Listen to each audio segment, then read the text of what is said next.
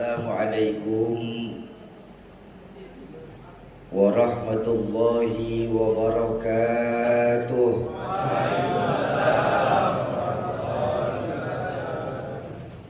Alhamdulillahilladzi anzalal Qur'an hudan linnasi wa bayyinatin minal huda wal furqan. Wassalatu wassalamu ala asrafil anam Sayyidina wa maulana Muhammadin wa ala alihi wa ashabihil kiram, amma ba'du. Yang saya muliakan segenap tuan guru, alim ulama, asatiz dan ustazat, cerdik pandai, nenek mama, wabil khusus Ketua DKM Masjid Al-Makmur Buya Haji Imtar, Al-Mukarram Ustadz Indra Hidayat, Bapak Haji Dr. Amiga. Mudah-mudahan Allah panjangkan usia guru-guru kita dalam ketaatan kepada Allah Subhanahu wa taala. Yang saya hormati para tokoh-tokoh masyarakat, tokoh-tokoh kepemudaan, teman-teman dari Gerakan Pemuda Suku Gabungan, saudara-saudara saya dari Majelis Mahabbah Rasul, bapak-bapak, ibu-ibu, jamaah ma'asyiral muslimin dan muslimat yang dicintai Allah Subhanahu wa taala. Alhamdulillah pada malam hari ini, walaupun di tengah ketakutan kita akan pandemi COVID-19, kita masih sempat untuk mengikuti dan menghadiri majelis-majelis ilmu yang ada di tempat kita, di mana ada sebuah maqalah pernah mengajarkan tuba manjalasa fil majelis ilmu. Sungguh beruntunglah orang yang duduk ini di majelis-majelis ilmu. Kenapa? Pada hakikatnya majelis ilmu itu adalah majelis taman-taman surga. Sekarang ini kita lebih sering takut kepada pandemik dibandingkan takut sama Allah Subhanahu wa taala. Alhamdulillah, pada malam hari ini kedatangan saya di tempat mulia ini dalam rangka safari dakwah untuk gerakan mewakafkan Al-Quran, satu rumah satu Al-Quran, bersama dengan teman-teman Yayasan Kita Peduli Berbagi. Jadi malam hari ini saya ada visi dan misi bersama teman-teman yayasan.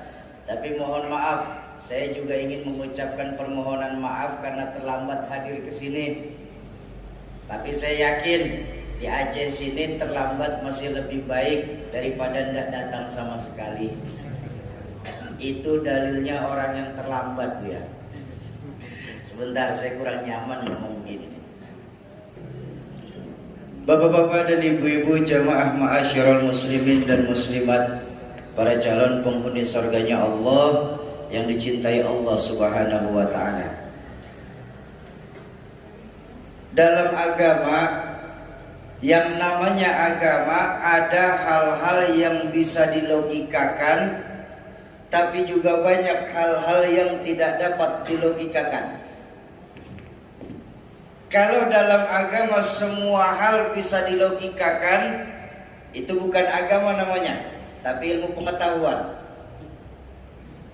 Pun kalau dalam agama semua tidak bisa dilogikakan, itu pun bukan agama, tapi dongeng.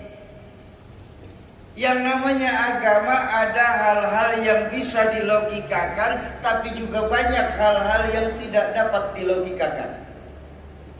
Ketika kita bertemu dengan hal-hal yang tidak dapat kita logikakan, bisa kita pahami dengan nilai-nilai keimanan. Setuju? Contoh. Kalau menurut logika akal kita, nggak mungkin bisa kita memahami peristiwa sebesar Isra dan Mi'raj. Betul? Ayo, bagaimana bisa baginda Nabi melakukan perjalanan yang sedemikian jauh dalam tempo yang sedemikian singkat? Tidak mungkin, kata kita. Impossible menurut ilmuwan-ilmuwan barat. Kita sering lupa bahwa Mi'rajnya Nabi ini maunya Allah. Ketika kita bertemu dengan maunya Allah, apa yang gak mungkin buat Allah? Betul apa betul? Idza arada syai'an ayyakula lahu kun fayakun. Tapi sekarang ini yang terjadi, banyak agama, dalam agama kita ini harus dibarengi dengan logika akal belaka. Kalau hukum otak itu cuma sebatas hukum dua hal, sebab akibat, itu hukum otak. Betul? Contoh hukum otak nih Pak, contoh yang paling mudah saja. Ada anak kecil di hadapan saya. Otak saya akan berpikir, ini ada anak kecil, pasti ada ibu, pasti ada bapak. Betul? Ibu bapak namanya sebab, anak namanya akibat. Itu hukum otak tuh. Tapi kalau hukum Allah nggak mesti Pak. Nabi Adam, bapak tidak, ibu tidak, Allah mau jadi. Nabi Isa, ibu ada, bapak nggak ada, Allah mau jadi apa enggak? Jadi. Nggak mungkin bisa Bapak Ibu sekalian diomongin dari kebiasaan kita di tapak Tuhan ini. Kok Siti Maryam bisa hamil ya? Padahal Siti Maryam kan nggak punya suami. Maaf, Siti Maryam seorang perempuan suci. Dia lahir, dia hamil tanpa suami, itu disebut mukjizat. Sayang, banyak perempuan sekarang tidak mau kalah dengan Siti Maryam. Lalu apa konteks yang bisa kita ambil dalam malam hari ini dalam beragama? Saya hanya ingin mengingatkan sebuah hadis baginda Rasulullah Sallallahu Alaihi Wasallam. Beliau pernah bersabda, "Sayati zamanun ala ummati la yabqa minal Islam illa ismu, wa la yabqa minal Quran illa rasmu, masajiduhum amirah wa hiya kharabun minal huda." Akan datang nanti zamannya di tengah-tengah umatku ini, dengan dalih kemajuan teknologi otak yang kita utamakan, di mana Islam hanya dikenal sebatas cerita, Quran hanya dikenal sebatas tulisan.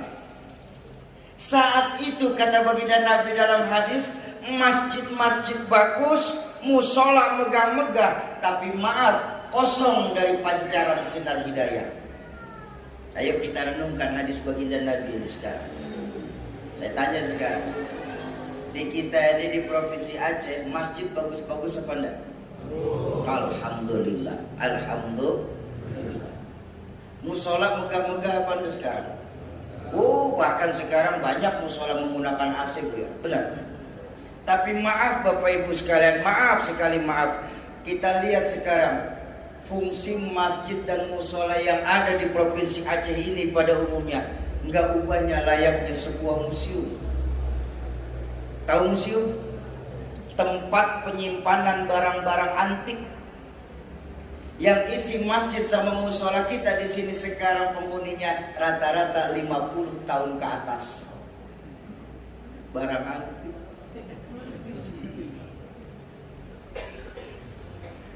Islam cuma dikenal sebatas cerita. Yang saya mau ajak bicara nih. Sekarang dengan dalih kemajuan teknologi, agama sudah mulai disingkirkan. Maaf sekali, maaf Bapak Ibu. Ini saya bicara di hadapan Bapak Ibu. Agama-agama lain kalau ingin menghilangkan Islam dari Aceh tercinta kita ini, Pak, nggak perlu naruh bom, Pak, untuk ngebom habis warga Aceh, Islam Aceh di sini. Mereka juga nggak mungkin berani nurunin tentara Israel untuk menembak mati warga Islam yang ada di tapak Tuhan ini. Mereka juga nggak mungkin berani nyerang Islam secara terang-terangan di tempat kita ini. Kenapa? Kita Muslim mayoritas di tempat kita. Betul apa betul? Tapi maaf Bapak Ibu, maaf sekali maaf, mereka itu curang. Mereka gunakan taktik dan strategi habis-habisan untuk menghilangkan Islam dari Aceh tercinta kita ini. Apa strategi yang mereka terapkan? Yang paling terlihat saya mau ajak bicara. Dijauhkan generasi-generasi muda dari agamanya. Terasa pada sekali. Betapa sekarang Pak, Bu, adik-adik saya, anak-anak kita, generasi-generasi muda Islam yang ada di Aceh sekarang ini, coba kita tengok satu-satu. Sedikit demi sedikit, selangkah demi selangkah mulai dijauhkan dari agama. Banyak dalam pemikiran-pemikiran anak-anak kita itu Pak, bahwa modernisasi harus dibarengi dengan gaya hidup yang kebarat-baratan. Kita lupa, kita tinggal di Provinsi Aceh. Nama lain dari Provinsi Aceh adalah Serambi Mekah, di mana akhlak, adat, dan istiadat masih kita junjung tinggi-tinggi. Betul? Makanya jangan heran Bapak Ibu sekalian, timbul dalam pemikiran anak-anak kita sekarang, kamu kalau belum pernah merasakan miras, belum bisa disebut generasi modern. Kamu kalau belum pernah merasakan yang namanya pil PCC, flaka, sabu-sabu, ekstasi, gorilas, belum bisa disebut generasi-generasi milenial. Para pemudi-pemudi muslimah, kalau kalian belum pernah melakukan yang namanya hubungan seks bebas, hidup satu atap tanpa ikatan pernikahan, belum bisa kalian disebut generasi-generasi modern. Sedikit demi sedikit, selangkah demi selangkah, dijauhkan dengan dalih modernisasi anak-anak kita dari agamanya Pak. Coba, paling tidak Bapak Ibu, paling tidak dua hal anak-anak kita sudah terjajah habis-habisan. Dua hal. Apa? Fans dan fashion. Fans, tingkat kesukaan akan tokoh-tokoh agamanya, bahasa mudahnya hilang. Tingkat pengetahuan anak-anak kita sekarang tentang agama kan sudah mulai rendah. Betul? Apa buktinya Sauki? Selain diangkatnya ulama-ulama sepuh kita saat ini, baru tadi siang guru kami Walid Habib Ali bin Abdurrahman As-Segaf wafat. Kemarin Syekh Ali Jaber wafat. Selain diangkatnya ulama-ulama sepuh kita, minat belajar anak-anak kita sekarang tentang agama kan sudah mulai rendah. Makanya jangan heran berapa banyak Bapak Ibu sekalian, saya tanya sekarang, berapa banyak nasib pondok pesantren dan yayasan pendidikan Islam yang ada di Provinsi Aceh ini? Nasibnya itu la yamutu wa la yahya. La yamutu wa la yahya. Tidak bermutu karena kurang biaya. Cari terjemahan bebas saja Pak. Kok bisa Soki? Pondok pesantren bangkrut, yayasan pendidikan Islam pada gulung tikar. Karena mohon maaf Bapak Ibu, tanpa kita sadarin, kita sebagai orang tua ikut berperan atas bangkrutnya pondok pesantren dan yayasan pendidikan Islam di tempat kita. Sekarang kita tidak bangga lagi Pak, anak-anak kita masukin di pesantren. Sekarang kita tidak bangga lagi Bu, anak-anak kita masuk di yayasan-yayasan pendidikan Islam. Yang kita bangga apa sebagai orang tua? Anak-anak kita masuk di sekolahan-sekolahan bonafit di kota-kota besar, di Medan kah, di Jakarta kah. Walaupun notabene-nya sekolahan itu punya non-muslim. Padahal maaf, kalau kita mau berpikir sebentar saja Pak, untuk apa Pak kita punya anak pintar tapi kalau calon kafir? Betul? Bukankah baginda Nabi pernah mengajarkan, idza mata ibnu Adam in qata'a amaluhu ila thalathin, Kalau anak cucu Adam meninggal dunia, terputus semua amaliyahnya kecuali 3. Apa? Ilmu yanfa, shadaqatan jariyah, wa waladun shalih yad'u. Ilmu yang bermanfaat, sedekah yang diterima, dan doa anak soleh yang mendoakan orang tuanya ketika meninggal dunia. Doa anak soleh. Lah kalau anak kita nggak kita didik jadi anak soleh, jadi generasi yang soleh dan solehah, maka jangan salahkan anak-anak kita nanti ketika bapak ibu meninggal dunia, masuk ke dalam kubur, mereka datang ziarah kubur, baca Al-Qur'annya pakai handphone, baca Al-Qur'annya pakai MP3. Kenapa? Anak kita nggak kita didik agama semenjak dini. Ayo, ini semua nih yang hadir malam hari ini, semua nih, ini calon-calon jenazah.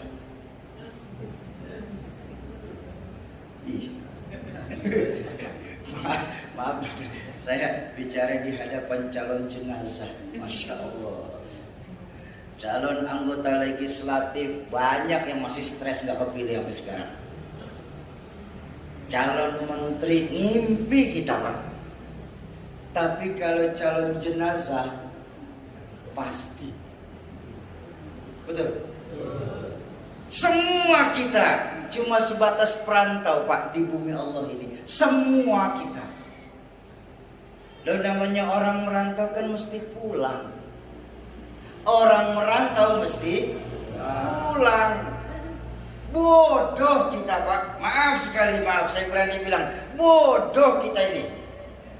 Kalau kita sadar kita hanya seorang perantau tapi tidak pernah mikirin pulang. Kita menyangka kita hidup sudah terakhir di dunia ini. Kita lupa bahwa semua kita pasti akan pulang. Pulang seharusnya senang. Pulang seharusnya girang Pak. Contoh. Selesai pengajian kita pulang ke rumah masing-masing. Pulang kan? Senang apa enggak? Kenapa senang? Pulang bisa ganti celana, ibu bisa copot kerudung, ganti daster ya. Orang pulang pasti senang. Lebaran, masyarakat kampung sini yang punya kampung pulang mudik. Yang pulang mudik kira-kira senang apa enggak? Kenapa senang? Ketemu saudara Bu ya. Orang pulang pasti senang. Bapak Ibu dulu ingat lagi sekolah. Di sekolah ada guru galak sekali. Pas pelajaran beliau ada pengumuman, ibu guru tidak masuk sekolah, anak-anak boleh pulang. Pulang. Senang apa enggak? Kenapa senang? Pulang, gak ada jam pelajaran. Kan terbukti orang pulang pasti senang. Terakhir, selesai hidup di dunia kita pulang kepada Allah. Pulang. Senang apa enggak?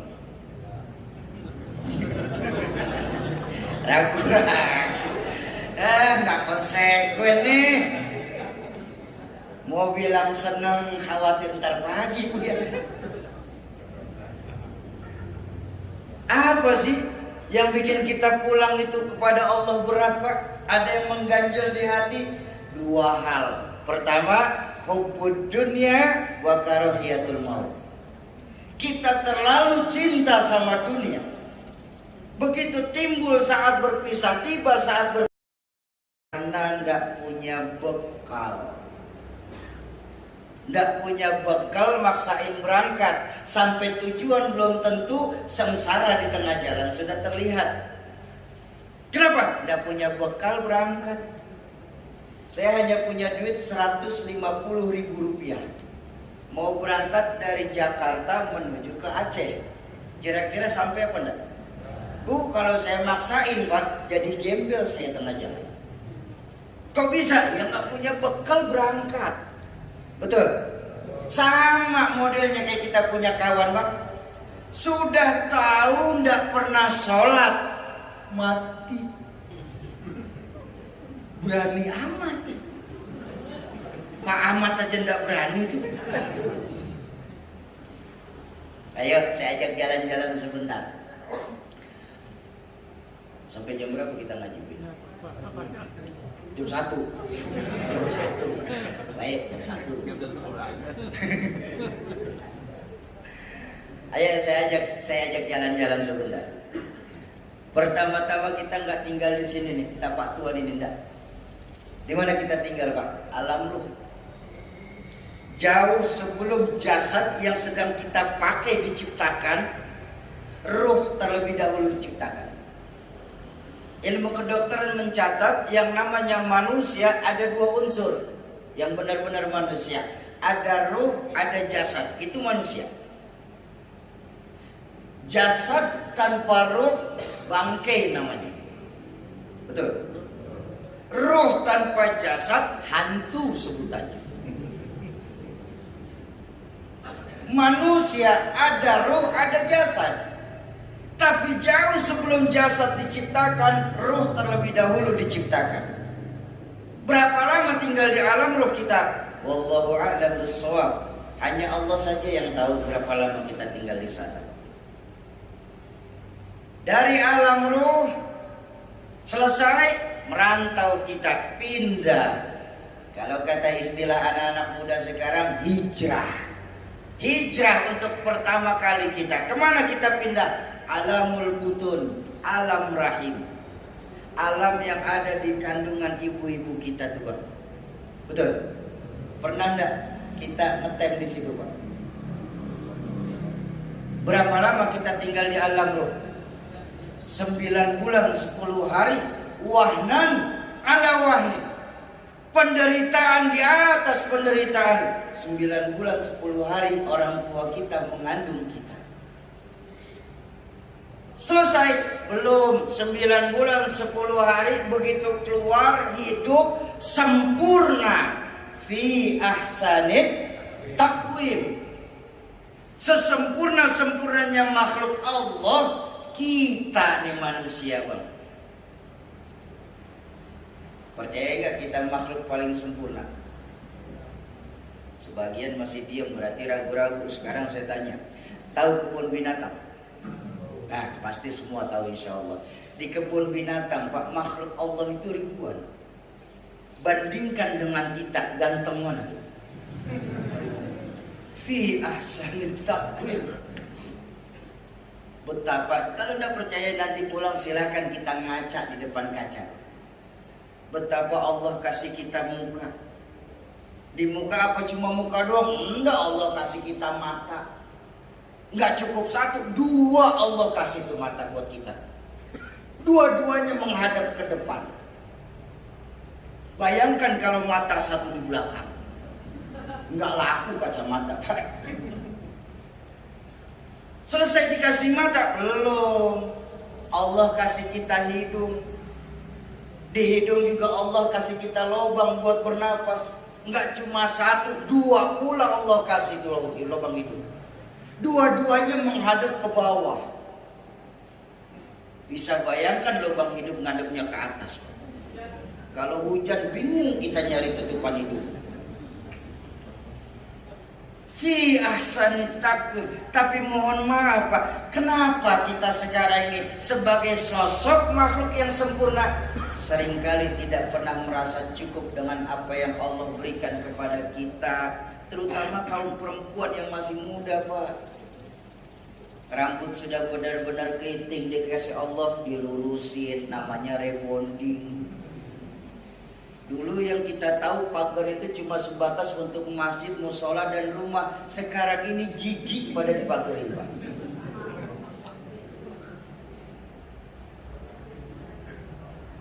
Baik, alam rahim 9 bulan 10 hari. Selesai? Belum. Dari alam rahim merantau lagi kita pindah. Pindah nggak dari alam rahim? Kemana kita pindah? Tapak Tuan. Di sini kita sekarang. Berapa lama kita tinggal di dunia? Sampai malaikat maut menjemput kita. Kapan? Wallahu a'lam bissawab. Allah saja yang tahu. Tergantung jatah. Ada yang jatah di dunia ini 2000 tahun. Siapa? Nabi Adam. Usia umat Nabi Adam rata-rata 2000 tahun. Nabi Smith, anaknya Nabi Allah Adam, 1800 tahun. Ada yang jatah di dunia ini 940 tahun. Siapa? Nabi Nuh. Usia umat Nabi Nuh saat itu rata-rata 900 tahun, Pak. Guru-guru saya mengajarkan usia umat Nabi mengikuti nabinya. Betul. Nabi Adam 2000 tahun, umatnya rata-rata 2000 tahun. Nabi Nuh 940-an tahun, umatnya rata-rata 900 tahun. Nikmat kita, Pak. Kalau masih tinggal di zaman Nabi Nuh di Aceh ini, sudahlah kita di Aceh nggak usah sholat 300 tahun. Masih ada stok tobat 600 tahun. Masih banyakkan tobatnya. Tapi saya bilang tadi, usia umat Nabi mengikuti nabinya. Kalau kita sekarang umat baginda Rasulullah Sallallahu Alaihi Wasallam, berapa usia beliau ketika wafat? 63. Itu manusia sekarang, Pak, jatahnya, Pak. Nyontoh Rasulullah usia kita cuma sampai 63. Nyontoh hadis beliau, usia umatku nanti baina sittin wa sab'in, antara 60 sampai 70. Kalaupun lebih sedikit deh. Namanya bonus. Iya kan? Makanya kalau malam ini sudah terasa 50 tahun, waspada. 13 tahun lagi mulai mantang makan, perbanyak ibadah. Tapi jangan khawatir, Bu, ya. Kalau malam ini baru terasa 62 tahun 11 bulan 3 minggu 5 hari, silahkan makan yang enak-enak. 2 hari lagi mau dijemput. Soki, iya Pak, saya masih muda loh Soki. Terus berarti masih lama ukuran saya. Oh maaf, soal maut itu sesuatu yang misteri, Pak. Maut itu aneh. Maut itu macam pohon kelapa. Kita tengok pohon kelapa, Bapak Ibu sekalian. Yang tua jatuh, yang muda jatuh, yang cengkir masih bisa jatuh. Maut. Jangan bilang kita masih muda. Berapa banyak di tempat kita ini, Pak, kakek neneknya sudah bernafas menggunakan selang oksigen. Cucunya duluan yang berangkat. Ada yang kayak begitu. Jadi jangan bilang kita masih muda. Maut tidak pernah pakai abjad. Kalau pakai abjad enak kita, Pak, gampang nunggunya. Tahun ini yang mati A, tahun depannya B, tahun berikutnya C, tahun depannya D. Saya S, abah saya Z, berangkat duluan. Maut gak pernah pakai abjad. Jadi siap atau tidak siap, ridho atau tidak ridho, suka atau tidak suka, yang namanya malaikat maut pasti akan menghampiri kita. Betul? Soki, kamu cerita begini, saya jadi takut mati, Soki. Jangan hidup, Pak. Saya tidak mau hidup, Soki. Mati saja, Bu.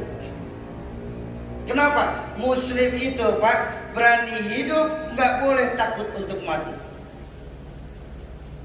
Imam Al-Ghazali mengajarkan dalam kitab Ihya Ulumuddin, ini dunia. Ambil yang kau perlu, nikmatin yang boleh. Tuh lihat luar biasanya agama kita. Ambil yang kau perlu, nikmatin yang boleh. Sebisa mungkin jangan sampai kita gagal di dunia. Tapi kalaupun kita gagal di dunia, kita masih punya akhirat. Artinya apa? Jangan cara kita mencari dunia sampai menghancurkan akhirat kita, Pak. Janji Allah dalam Al-Quran sudah jelas, walal akhiratu khairul laka minal. Akhirat jauh lebih utama daripada dunia beserta isinya. Tapi yang terjadi sekarang adalah betapa kita lebih sering memikirkan bagaimana hidup enak, tapi lupa mempersiapkan mati nikmat. Hidup enak perlu, mati nikmat jauh lebih penting. Contoh Nabi 63 tahun. Selesai? Belum. Dari alam dunia kita masih pindah lagi, Pak. Kemana kita pindah? Alamul barzakh, alam kubur. Pasti tidak kita masuk? Pasti. Tapi jangan lupa, mati itu kata yang hidup. Si fulan mati lah Bang. Kata siapa? Kata yang hidup. Mati apa meninggal?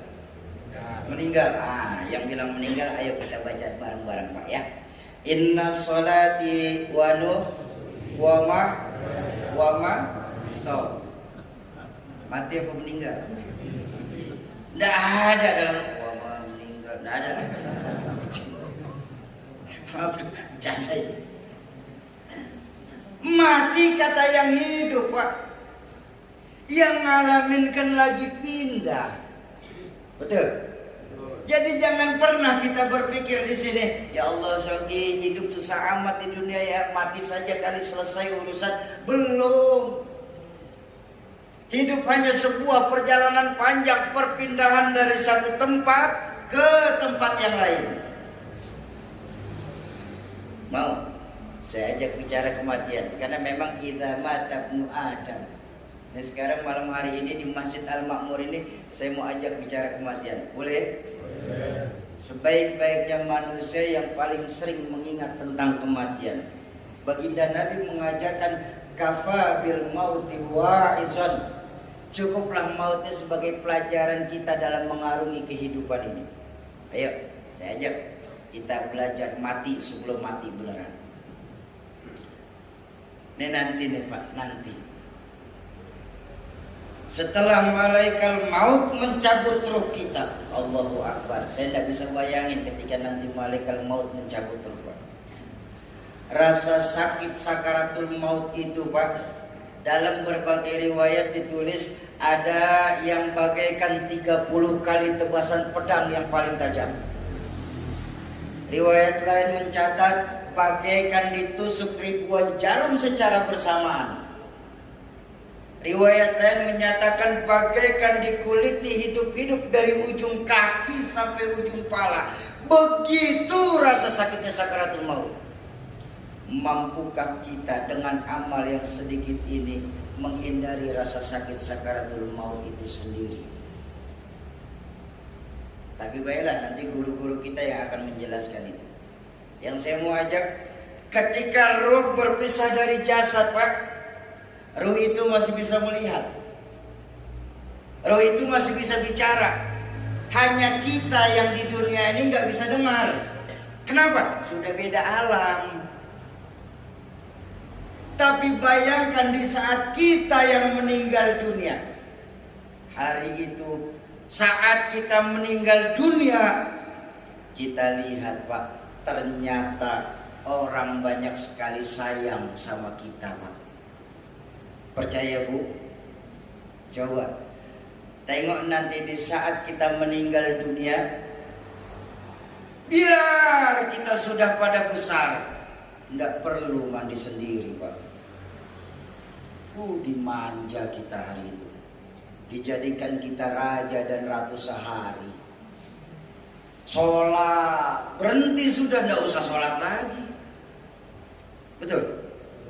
Mau jalan ke pemakaman, jalan sendiri, jangan. Jangan coba-coba jalan sendiri, nanti yang antar bubar. Jangan jalan sendiri Pak, sini aja naik kendaraan paling angker, keranda. Itu kendaraan paling angker nomor 1 di seluruh dunia Pak. Kenapa? Siapa naik pasti mati. belum pernah gagal. Si A naik berangkat, orang tua saya naik sampai sekarang belum pulang-pulang. Sudahlah bang, jangan jalan sendiri, sini aja naik. Sudah naik Soki? Sudah bang, diusung kita. Kendaraan paling angker sekaligus paling mewah pak, itu kendaraan keranda tuh pak. Kalau sekarang kita punya mobil, supirnya satu, penumpangnya yang banyak. Kalau keranda penumpangnya cuma satu, supirnya bisa 6 pak. Kendaraan paling mewah, supir sampai 6. Sudah naik? Sudah Soki, diusung kita.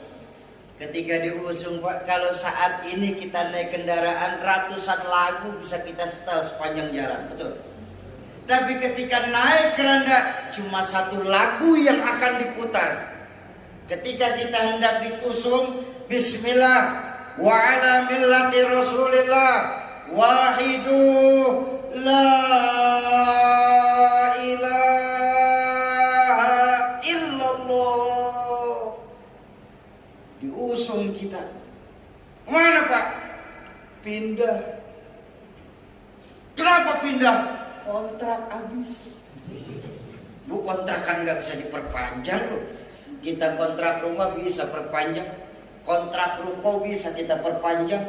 Kalau kontrak mati, la yastakhiruna sa'atan wala yastaqdimun. Kita nggak bisa mengakhirkan, kita juga nggak bisa mendahulukan. Kenapa? Kullu nafsin dha'iqatul maut. Semua yang bernafas pasti akan melewati sebuah pintu yang bernama kematian. Sesaat kita diusung pak, gagah sekali kita diusung di dalam keranda pak. Dalam hadis Nabi yang antar kita ketika mengusung jenazah itu 3 kan. Ahluhu wa maluhu wa amalu. Keluarga, harta, amal antar kita ke pemakaman, betul. Tapi sayang 1000 sayang, yang 2 pulang lagi ke rumah, tidak mau nemenin kita masuk. Siapa? Pertama keluarga pak, nggak akan ada yang nemenin kita masuk. Betul pak. Betapapun dulu istri kita lagi pacaran pernah janji sehidup semati pak.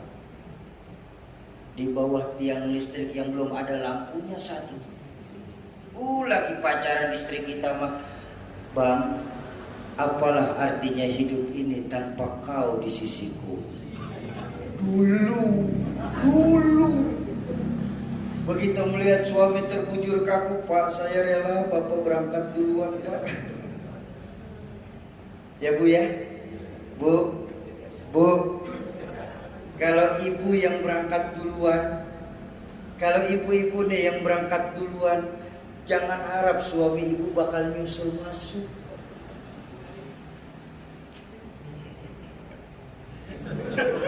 Saya tahu bu, akal orang laki gimana? Gak bakal. Nangis Soki, nangis lah bu ya pak ya.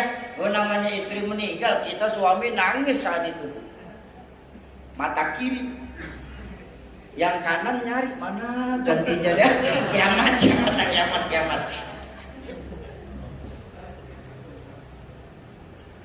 Saya kurang lebih malam hari ini tepat 2 minggu umi saya meninggal dunia pak. Umi aja Siti Khalilah binti Haji Ayub. Ketika beliau hendak diturunkan ke dalam kubur, begitu selesai prosesi, saya milih naik lagi pak, nggak mau di dalam. Betapapun saya sayang kepada orang tua saya, tapi ketika beliau hendak dikubur, saya nggak mau ikut masuk. Tuh keluarga tuh, nggak akan ada yang mau nemenin kita pak. Kita punya kawan sekarang ini yang katanya seia sekata, seiring sejalan. Kamu senang, saya senang. Kamu susah, saya susah. Tapi begitu kita masuk ke liang lahat, paling keras injek tanah kita pak. Dia takut kita bangun lagi. Keluarga tuh, terbukti nggak ada yang nemenin kita masuk. Harta, ya Allah, ya Rabbana. Harta yang kita punya, Pak, kita punya mobil terparkir saja di pelataran makam. Kita punya motor terparkir saja di pelataran makam. Jangan kita bicara harta yang mahal, mobil, motor, permata, berlian, rumah megah, tanah banyak, duit banyak, istri. Enggak. Jangan kita bicara harta yang mewah. Tikar ketinggalan masih dibawa pulang. Memang berapa duit harga tikar, Pak? Ustadz, ya, tikar ketinggalan di makam. Ambil ya. Tikar nggak ditinggalin, Pak. Yang setia namanya kita siapa? Amal perbuatan kita. Dan sebaik-baiknya amal, anak soleh yang mendoakan orang tuanya ketika meninggal dunia.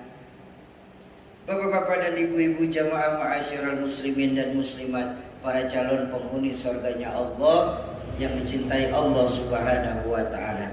Ayo didik anak-anak kita, generasi-generasi muda Islam yang ada di kampung kita ini.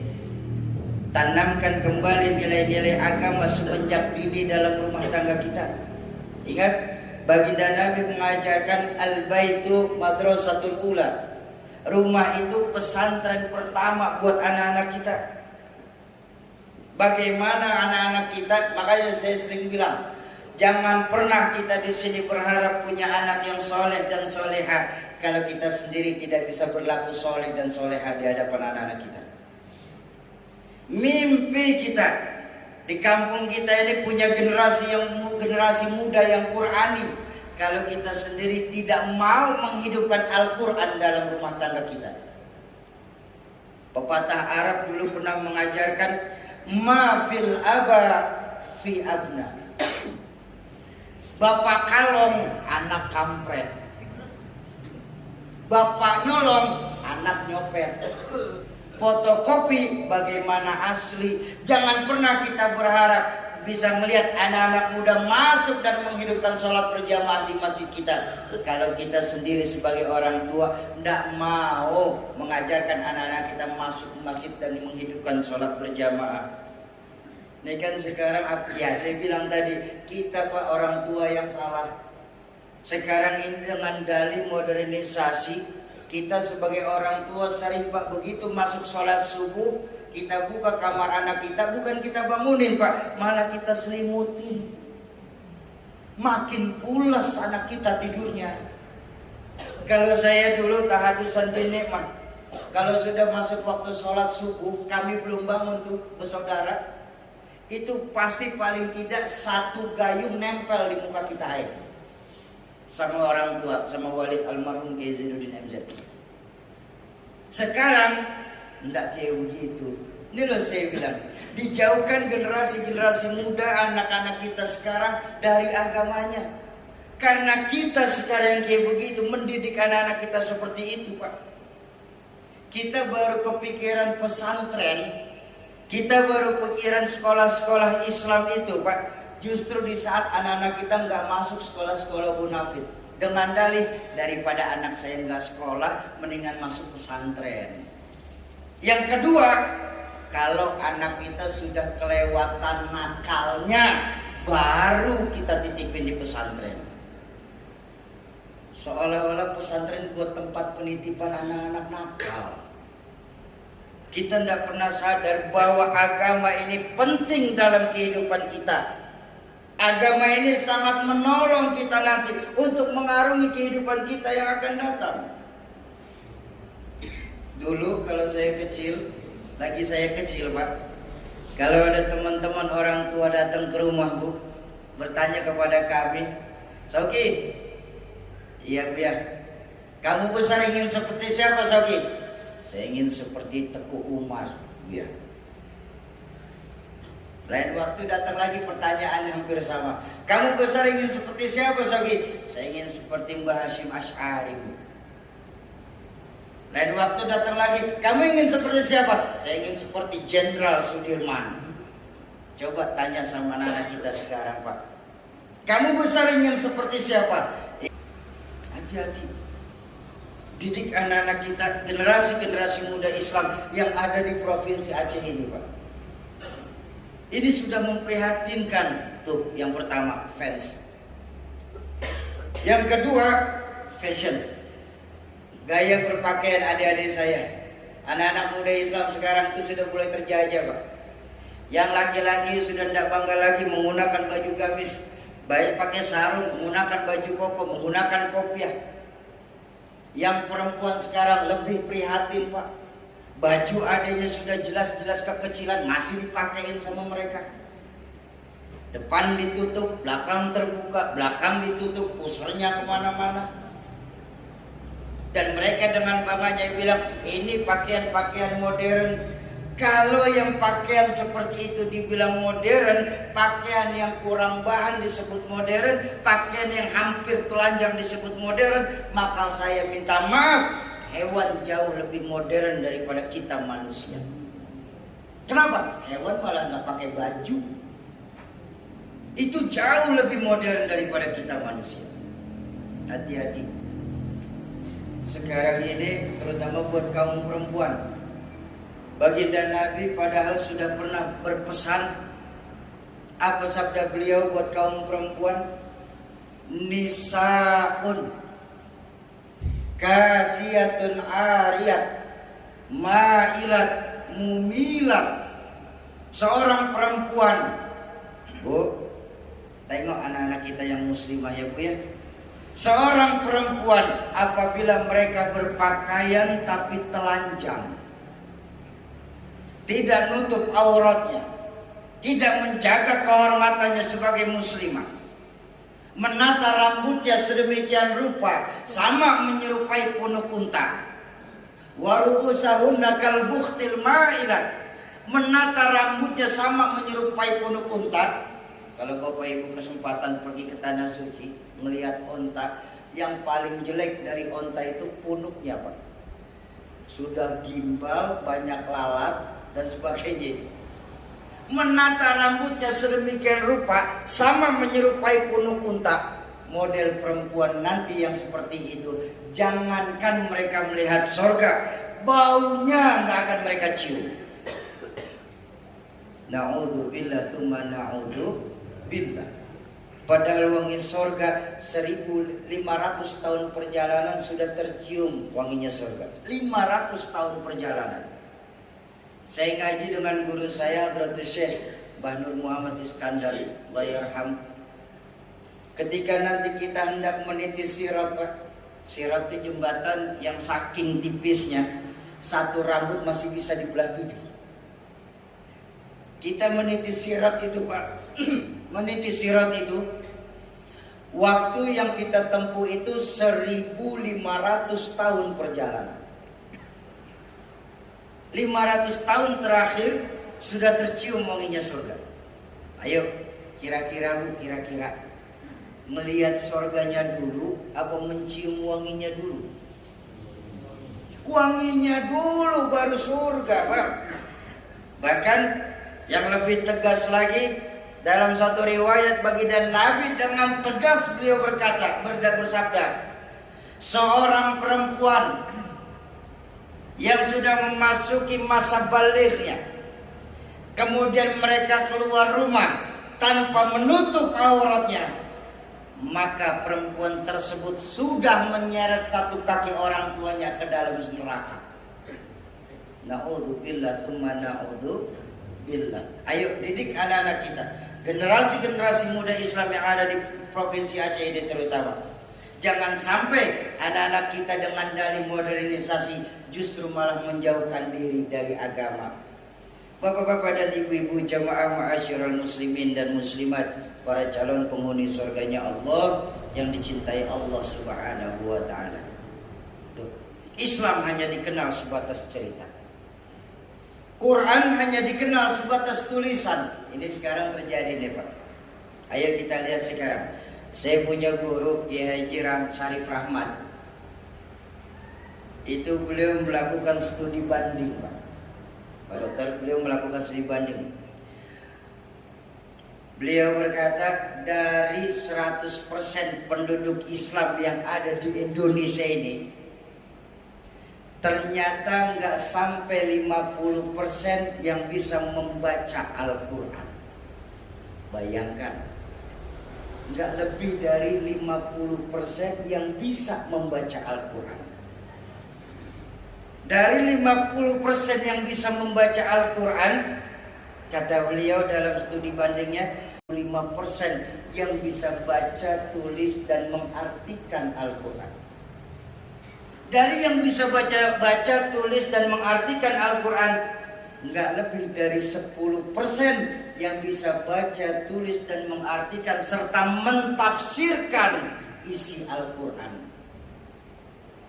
Dari 10% yang bisa baca, tulis, arti, dan tafsir, tidak lebih dari 22% saja, tidak lebih dari 2% saja yang benar-benar mengamalkan isi Al-Quran. Ini kan prihatin kita, Pak. Sangat prihatin. Padahal Al-Quran itu besar sekali dalam mempelajari Al-Quran. Orang yang baru bisa belajar Al-Quran tapi tidak pernah capek untuk berusaha belajar supaya lancar Al-Quran, pahalanya 2 dapat tuh, Pak. Bayangkan. Dan membaca Al-Quran itu pahalanya bukan sekali membaca, Pak. Dalam hadis baginda Nabi, Allah akan mengganjar di setiap huruf Al-Quran. 1 huruf 10 kebaikan. Baginda Nabi menjelaskan, laisa alif lam mim harfan, bukanlah alif lam mim itu 1 huruf, kata Nabi. Bal alif harfan, lam harfan, mim harfan. Alif 1 huruf, lam 1 huruf, alif 1 huruf, lam 1 huruf, mim 1 huruf. 3 huruf sudah tuh alif lam mim. Coba bayangkan ketika kita ngajarin anak-anak kita. Ini kan maaf Bapak Ibu sekalian, ada 1 hal yang menurut Bapak Ibu sepele dan sering kita lalaikan itu, Pak. Apa? Mengajarkan anak-anak kita kalimat bismillah. Anak-anak kita lebih sering dapat kalimat bismillah itu diajarkan oleh guru-gurunya. Padahal bayangkan, kalimat bismillah itu untuk kita orang Islam pasti terpakai ngapain pada saat mau apapun. Betul? Mau jalan, bismillahirrahmanirrahim, baru kita melangkah. Mau makan, paling tidak bismillahirrahmanirrahim, Allahumma barik lana, dan seterusnya. Mau apapun kalimat bismillah. Bayangkan kalau kita orang tua mengajarkan kalimat itu terlebih dahulu ke anak-anak kita, maka itu jariah yang tidak akan pernah putus. Nah, dalam hal ini makanya saya ingin mengajak Bapak Ibu sekalian, yuk sama-sama kita mewakafkan Al-Quran. Kalau kita tidak bisa ngaji, paling tidak untuk nanti amal jariah kita yang tidak akan pernah putus, ayo kita wakafkan Al-Quran buat adik-adik kita para hufaz, buat adik-adik kita para santri, buat adik-adik kita yang memang mereka ingin belajar Al-Quran tapi tidak mempunyai harta untuk beli Al-Qurannya sendiri. Karena yang kami temukan di jalanan adalah banyak anak-anak kita yang ingin belajar Al-Quran, tapi maaf Bapak Ibu, Al-Qurannya sudah tidak lagi utuh. Ini yang terjadi sekarang kita umat Islam, Pak. Jadi saya berharap Bapak Ibu mau membagikan sedikit rezeki Bapak Ibu untuk kami Yayasan Kita Peduli Berbagi dalam rangka wakaf Al-Quran. Bapak-bapak dan ibu-ibu jamaah ma'asyiral muslimin dan muslimat, para calon penghuni surganya Allah yang dicintai Allah Subhanahu wa taala. Ayo kita hidupkan dan kita wakafkan sebagian harta kita untuk Al-Quran. Kenapa? Karena jujur, Pak, Bu.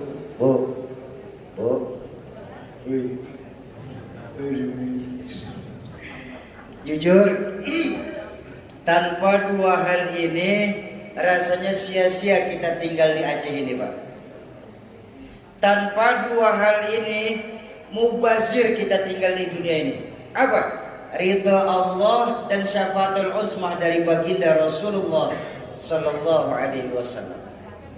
Tanpa 2 hal ini rasanya sia-sia kita tinggal di atas permukaan bumi Allah ini. Ya Bu, Betapapun Bapak Ibu di rumah punya uang 2 miliar, tapi kalau Allah tidak ridho, nggak enak rasanya itu uang. Betul? Soki, apa buktinya kalau Allah tidak ridho dengan harta kita? Mudah, suami istri selalu bertengkar, anak jalan kemana-mana nggak jelas juntrungannya, nggak ada lagi yang membaca Al-Quran di rumah tangga kita, nggak ada lagi yang bersenandung sholawat di rumah kita. Itu bukti Allah tidak ridho, Pak. Tapi walaupun kita cuma megang uang 6 miliar, tapi kalau Allah ridho, iya kan? 2 miliar Allah tidak ridho, 6 miliar Allah ridho, pilih mana? 6 miliar lah, oh cuma ngayal doang kok. Dan yang kedua, syafaatul uzma dari baginda Rasul. Sekarang pertanyaan saya, kita semua yang hadir di sini cinta enggak sama baginda Nabi? Ya, 22 orang. Ini kan lebih dari 22 orang. Cinta enggak sama baginda Nabi? Tempat yang Bapak Ibu duduk malam hari ini, nanti di yaumil akhir akan bersaksi bahwa kita semua yang duduk di Al-Ma'mur cinta sama baginda Nabi. Amin. Cuma yang saya mau bilang apa? Orang cinta tidak bisa bilang sembarang cinta. Orang cinta harus diiringi dengan tanda-tandanya. Ada berapa tanda orang bercinta? Minimal orang bercinta punya 2 tanda. Pertama, orang bercinta biasanya banyak menyebut. Kalau Bapak Ibu sendiri tadi yang bilang cinta sama baginda Nabi, banyak dong menyebut baginda Nabi. Bagaimana cara menyebut baginda Nabi? Memperbanyak sholawat. Berapa kali Soki? Sebanyak-banyaknya yang kita mampu. 10 silakan sehari, 100 bagus, 1000 mantap, 10.000 dahsyat. Cuma jangan 10.000, yang 1.000 aja udah jarang sekarang. Ya, anggaplah tengah-tengah Pak, 100. Sanggup? Ya lemes lagi. Tadi katanya cinta, disuruh sholawat 100 lemes lagi. Tenang Pak, 100 juga ndak perlu cash, dicicil boleh. Habis subuh 20, isya selesai 100. Betul? Soki, sholawat kan banyak Soki. Yang mana yang harus saya baca? Yang mana saja yang kita mampu. Sholawat kamilah bagus, sholawat tibil kulub bagus, sholawat munjiat bagus, sholawat badawiyah luar biasa. Sayyidus sholawat, dahsyat. Sholawatnya Tuhan Syekh Abdul Qadir Al-Jilani hebat. Yang mana saja yang kita mampu. Ya udah Soki, saya hafal sholawat kamilah. Hafal sholawat kamilah Pak? Allahumma sholli sholatan kamilah wa sallim salaman taman ala sayyidina Muhammadin alladhi tan'alu bihil uqad wa tanfariju bihil kurab wa tuddu bihil hawaij wa tunalu bihil raghaib wa husnul khatimi wa yustasqal ghamam biwajhil karim wa ala alihi wa sahbihi fi kulli lam'ati wa nafasin bi'adadin kulli ma'lumin lak. Tuh sholawat kamilah baca sehari 100. Soki, udah ndak hafal panjang Soki, lama kali nanti kami baca. Terus, tapi kami mau tetap bersolawat sama Nabi. Ada ndak solawat yang pendek? Ada. Apa? Solawat Fatih. Itu solawat pembuka apapun itu solawat. Pembuka otak biar anak kita biar cerdas. Pembuka rezeki itu solawat Fatih. Hafal solawat Fatih? Allahumma sholli ala sayyidina Muhammadin al-Fatih lima ughliq wal khatim lima sabaq nasiril haqqi bil haqq wal hadi ila siratikal mustaqim wa ala alihi wa sahbihi haqqa qadrihi wa miqdarihi al-azim. Masih kepanjangan Soki. Kami kan harus nganterin anak sekolah, ntar kesiangan. Ya udah, ini terakhir jurusnya. Sholawat anak PAUD. Allahumma sholli ala sayyidina Muhammad. Allahumma sholli ala sayyidina. Yang penting benar-benar Pak kita buktikan bahwa kita cinta sama baginda Nabi, bukan cuma sebatas ucapan bibir belaka. Itu yang pertama. Orang cinta biasanya banyak menyebut. Yang kedua, orang cinta itu biasanya mencontoh. Dan baginda Nabi akhlaknya itu akhlak Quran. Baginda Nabi Quran yang sedang berjalan. Maka beruntung kita yang malam hari ini mewakafkan sedikit uang kita buat Al-Quran. Sudah waktunya Al-Quran ini ada lagi dan hidup lagi di tengah-tengah keluarga muslim. Al-Quran bukan cuma sebatas pajangan belaka di saat kita nikah. Al-Quran juga bukan cuma sebatas dibaca sebulan sekali di setiap bulan Ramadan. Al-Quran ini adalah manual book untuk kita manusia. Yang kedua, orang cinta biasanya nyontoh. Kalau memang bapak ibu bilang cinta sama baginda Nabi, nyontoh baginda Nabi. Baginda Nabi amaliyah yang paling utamanya membaca Al-Quran. Maka kita juga kalau cinta sama baginda Nabi sering-sering baca Al-Quran. Selain membaca Al-Quran apa Sogi? Ada dua sunnah baginda Nabi. Ada sunnah muamalah, ada sunnah ubudiyah. Ada sunnah muamalah, ada sunnah ibadah. Sunnah amaliyah itu yang sehari-hari. Ketemu sama-sama kita, tebarkan salam sama kita. Tuh sunnah tuh, hidupkan kembali sunnah-sunnahnya. Man sanna sunnati fahuwa minni, wa man raghiba an sunnati falaysa minni. Siapa yang menghidupkan sunnahku, maka mereka dari golonganku, kata baginda Nabi. Dan yang menolak sunnah-sunnahku, maka mereka bukan bagian dariku, kata baginda Nabi. Mudah-mudahan kita semua yang hadir di sini diakui sebagai umat baginda Rasulullah Sallallahu Alaihi Wasallam. Terakhir, kalau tadi sudah berkomitmen, terakhir saya mengajak Bapak Ibu mungkin yang nggak bawa duit agak banyak, tapi ingin juga bergabung dalam rangka wakaf Al-Quran. Saya ingin mengajak kita bersedekah untuk Al-Quran. Mau sedekah Bu? Mau sedekah Pak? Bawa duit? Jangan biasakan pergi pengajian tidak bawa duit. Bawa duit Bu? Mau sedekah? Berapa? 2.000. Oh iya 2.000. Yang sedekah 2.000 kita doakan Bu ya, mudah-mudahan masuk surga. Amin ya rabbal alamin. Surga 2.000. Surga mana 2.000 Pak? Udah naik surga, surga 2.000.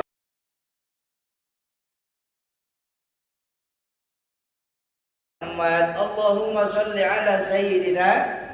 Yang penting benar-benar Pak kita buktikan bahwa kita cinta sama baginda Nabi, bukan cuma sebatas ucapan bibir belaka.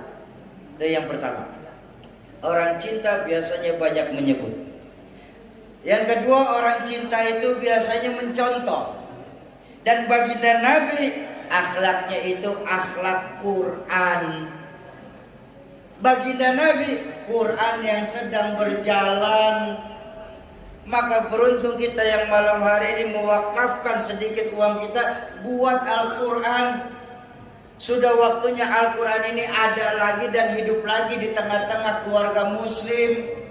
Al-Quran bukan cuma sebatas pajangan belaka di saat kita nikah. Al-Quran juga bukan cuma sebatas dibaca sebulan sekali di setiap bulan Ramadan. Al-Quran ini adalah manual book untuk kita manusia. Yang kedua, orang cinta biasanya nyontoh. Kalau memang bapak ibu bilang cinta sama baginda Nabi, nyontoh baginda Nabi. Baginda Nabi amaliyah yang paling utamanya membaca Al-Quran. Maka kita juga kalau cinta sama baginda Nabi sering-sering baca Al-Quran. Selain membaca Al-Quran apa Sogi? Ada dua sunnah baginda Nabi. Ada sunnah muamalah, ada sunnah ubudiyah. Ada sunnah muamalah, ada sunnah ibadah. Sunnah amaliyah itu yang sehari-hari. Ketemu sama-sama kita, tebarkan salam sama kita. Tuh sunnah tuh, hidupkan kembali sunnah-sunnahnya. Man sanna sunnati fahuwa minni, wa man raghiba an sunnati falaysa minni. Siapa yang menghidupkan sunnahku, maka mereka dari golonganku, kata baginda Nabi. Dan yang menolak sunnah-sunnahku, maka mereka bukan bagian dariku, kata baginda Nabi. Mudah-mudahan kita semua yang hadir di sini diakui sebagai umat baginda Rasulullah Sallallahu Alaihi Wasallam. Terakhir, kalau tadi sudah berkomitmen, terakhir saya mau ngajak Bapak Ibu mungkin yang nggak bawa duit agak banyak tapi ingin juga bergabung dalam rangka wakaf Al-Quran. Saya ingin mengajak kita bersedekah untuk Al-Quran. Mau sedekah Bu? Mau sedekah Pak? Bawa duit? Jangan biasakan pergi pengajian tidak bawa duit. Bawa duit Bu. Mau sedekah? Berapa? 2.000. Oh iya 2.000. Yang sedekah 2.000 kita doakan Bu ya. Mudah-mudahan masuk surga. Amin ya Rabbal Alamin. Surga 2.000. Surga mana 2.000 Pak? Udah naik surga 2.000. Surga udah naik harganya, melecehkan surga. Hah? Yang penting ikhlas. Iya benar Bu, benar. Sedekah yang penting ikhlas ya Bang ya. Soal besarnya mah nomor 1. Benar Pak. Sedekah daripada kecil nggak ikhlas, lebih baik besar tapi ikhlas. Loh, saya bilang tadi, pada hakikatnya memang kita mengeluarkan harta kita di jalan Allah. Tapi jujur, sedekah kita itulah yang nanti akan menerangi lubang kubur kita Pak. Bapak Ibu sedekah 1 juta buat wakaf Al-Quran, bagus. Nanti ketika Bapak Ibu meninggal dunia, masuk ke dalam kubur, kuburan Bapak Ibu pakai lampu neon. 1 juta terang kuburan kita Pak. 1 juta. Sogi 1 juta enggak ada, 100.000 Sogi boleh lampu templok kecilan dikit. Sogi 20.000 nggak apa-apa Pak, lilin apinya goyang. Sogi 2.000 boleh pentol korek Pak. Tapi nggak apa-apa ya. Ibu-ibu yang bawa duit siapin duitnya, yang nggak bawa duit pinjam sama sebelahnya. Kalau duit nggak bawa mau minjem malu tapi pengen sedekah, handphone boleh handphone Bu. Bercanda. Ayo teman-teman yang kawan-kawan Bapak Ibu sekalian yang punya duit siapin duitnya, siapkan infak terbaik buat kita dan buat agama Allah. Ya kita sholawatan sebentar, saya minta tolong untuk Ustadz saya, guru saya Ustadz Ilham untuk sholawatan. Allahumma salli wa sallim wa barik alaih. Jemaah hadirin yang dimuliakan Allah Subhanahu wa taala, mari sama kita lantunkan salawat ke Rasulullah sallallahu alaihi wasallam. Mudah-mudahan dengan lantunan salawat ini melalui kita mensedekahkan sebagian rezeki kita menjadi wasilah, semoga nanti di yaumil qiyamah dilimpahkan syafaatul uzma dari Rasulullah sallallahu alaihi wasallam. Salatullah salam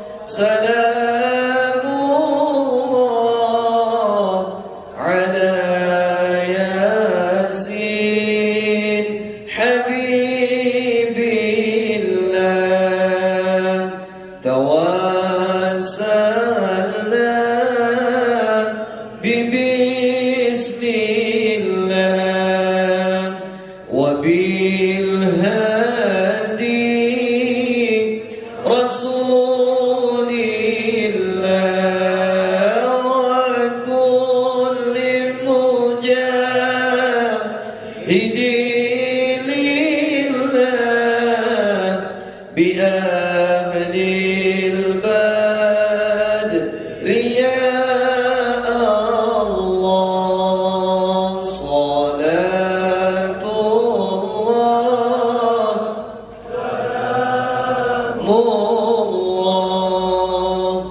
على طه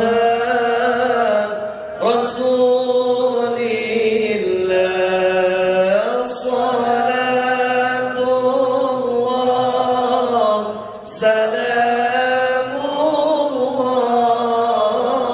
على ياسين حبيب الله على ياسين حبيب الله اللهم صل وسلم وبارك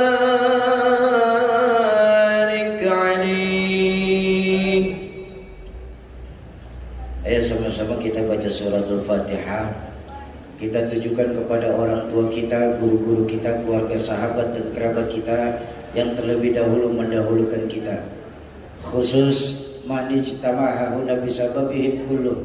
Satul khas Al-Walid Kiai Zainuddin MZ dan Umi Haji Siti Khalilah binti Haji Ayub. Mudah-mudahan wasilah Fatihah Allah lapangkan kubur beliau-beliau. Allah jadikan kubur beliau-beliau sebagai taman dari taman surga. Yang kedua untuk kita semua, orang tua kita, guru-guru kita, keluarga, sahabat dan kerabat kita yang pada malam hari ini sedang kurang sehat. Mudah-mudahan wasilah Fatihah, keberkahan dari wakaf yang ibu bapak keluarkan, keberkahan dari sedekah yang ibu bapak keluarkan malam hari ini. Mudah-mudahan Allah angkat segala penyakitnya, Allah sembuhkan dan Allah sehatkan tanpa kurang satu apapun. Yang ketiga untuk kita semua yang hadir pada majlis ilmu malam hari ini. Majlis ilmu ay majlis yustajabu fihi du'a, majlis tempat diangkatnya doa.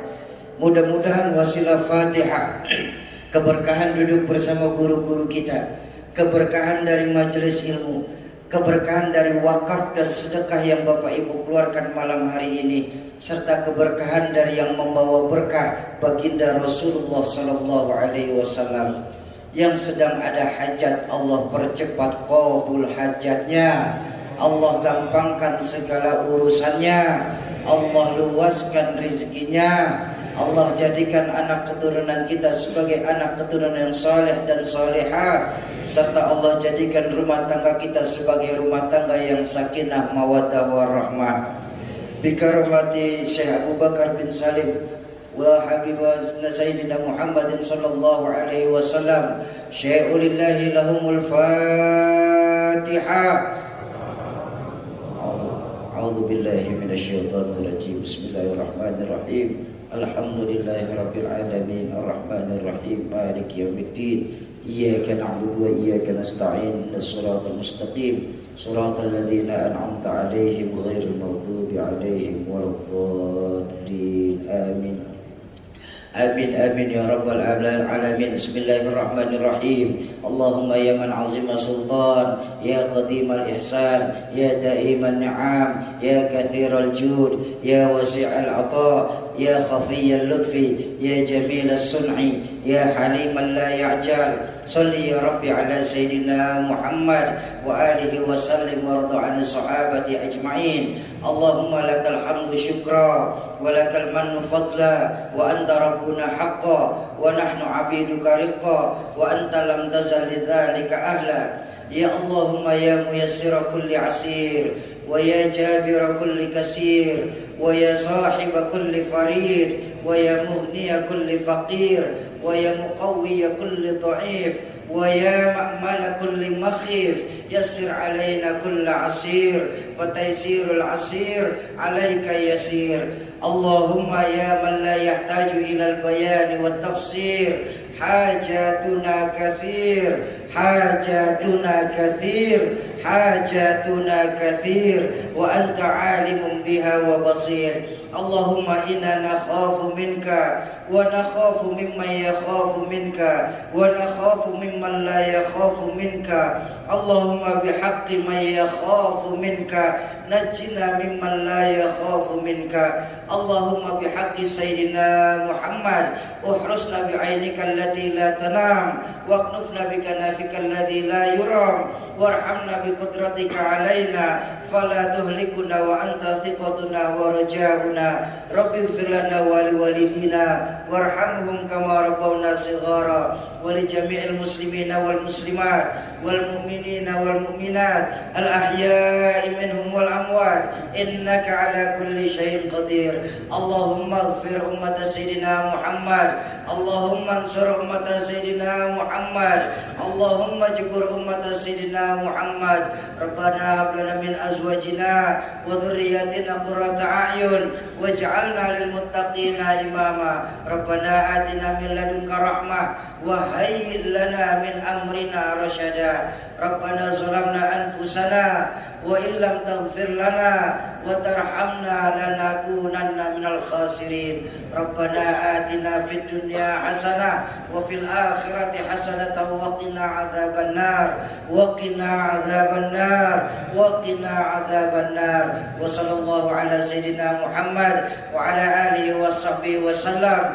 Subhana rabbika rabbil izzati amma yasifun wa salamun alal mursalin walhamdulillahi rabbil alamin. Kesimpulan malam hari ini untuk kita bawa pulang masing-masing adalah intan yang paling mahal, mutiara yang paling berharga itu nilai-nilai keimanan.